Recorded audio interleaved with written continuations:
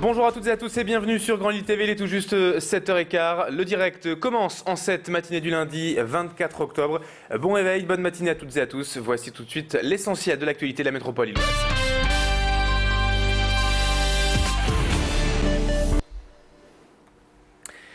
Et l'actualité, c'est d'abord le football avec la 11e journée de Ligue 1 qui s'est achevée hier soir avec Lille qui se recevait Lyon au Stadium hier soir donc à 21h pour le choc du week-end.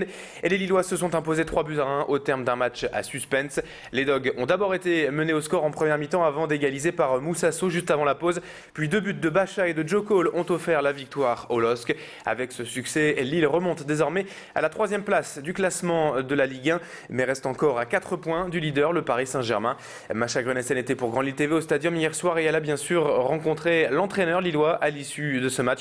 Je vous propose donc d'écouter Rudy Garcia, la réaction du coach Nord. C'était l'enjeu de la journée, c'était un match de niveau Champions League.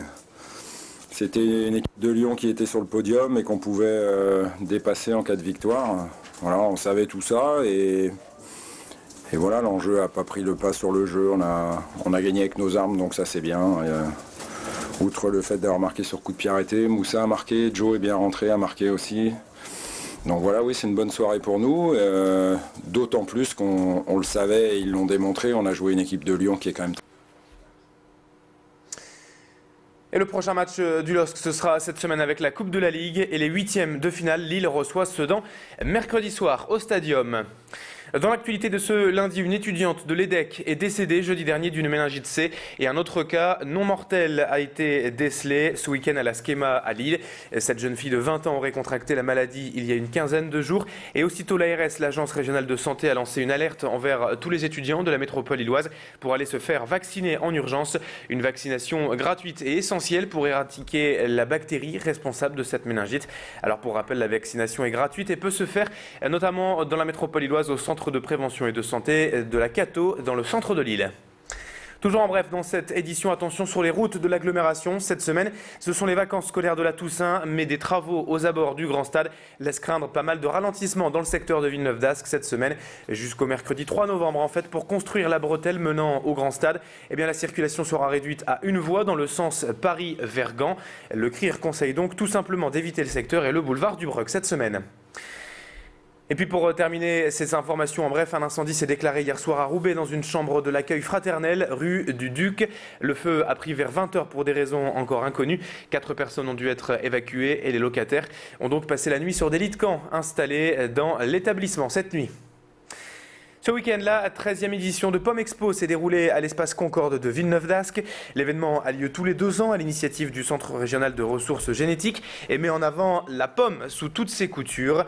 Au programme des dégustations, découvertes de variétés et une initiation à la taille d'arbres fruitiers. Le salon propose aussi et surtout de faire découvrir des variétés de pommes anciennes, souvent inconnues du public. Macha Grenessen est allée à la découverte de ces pommes méconnues avec un arboriculteur des variétés anciennes qu'il continue à cultiver.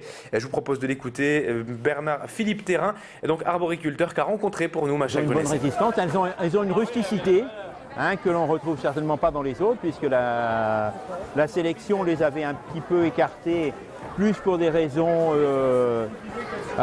d'esthétique et de visuel, parce qu'une pomme comme celle-ci n'est pas forcément d'un attrait extraordinaire. Quand vous sauvez ça dans les rayons d'une grande surface,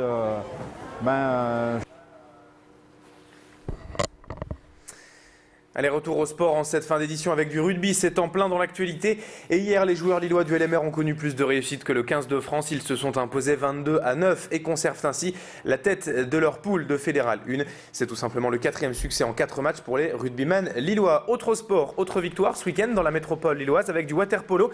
Samedi soir, les enfants de Neptune de Lille Métropole se sont imposés 6-4 face à Givors. Après une première période où les Lillois ont été menés 3-2, les joueurs de Lille Métropole ont refait leur retard et ont fini sur une victoire convaincante, 6-4. Après 3 journées, ils sont désormais co-leaders de National 1, la 2e division française, avec 3 victoires en 3 matchs. Et samedi prochain, les enfants de Neptune iront à Saint-Jean d'Angély pour la 4e journée du championnat.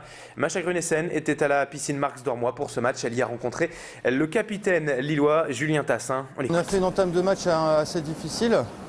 On les attendait parce que c'était un match à gagner, un match qui avait beaucoup d'enjeux. On voulait confirmer notre bon début de championnat. Peut-être avec la pression, je ne saurais pas vraiment l'expliquer, mais la première période était difficile, on s'est accroché. Et puis on ne trouvait pas notre pointe, donc on avait du mal à marquer sur ce poste-là. Par la suite, on a su gagner quelques exclusions et confirmer sur... Et puis on termine ce journal avec du badminton, une fois n'est pas coutume, et la 5e édition du tournoi international des ch'tis, organisé ce week-end à la Bassée. Une compétition ouverte aux meilleurs joueurs français et européens. Le tournoi avait lieu au complexe Guy-Dru de la Bassée. Cette compétition est en fait mise en place par les licenciés et les bénévoles du club pour une organisation familiale. Mais attention, cela reste de niveau international avec donc des joueurs et joueuses venus de toute la France, mais aussi de Belgique, des Pays-Bas et d'Allemagne. Les clubs nordistes étaient évidemment bien représentés, et notamment le Lille Métropole Badminton avec son capitaine Xavier Engrand, tête de série numéro 1 du tournoi, qu'a rencontré pour nous Thomas Kimerlin. On l'écoute. On est à plus de 150 000 licenciés maintenant en France, sachant que bon, il y a régulièrement maintenant des très bons tournois organisés ici en France. Il y a eu les championnats du monde l'année dernière. Et puis on a la chance aussi maintenant d'avoir des joueurs qui participent régulièrement, qui sont dans les top 20 mondiaux. Ce qui fait qu'on petit à petit, le badminton fait sa place en France. C'est toujours agréable de jouer à la Bassée, c'est un tournoi qui est près de Lille. On n'a pas beaucoup de tournois dans la région, donc c'est un tournoi qui est quand même très bien organisé, donc on est toujours content de venir.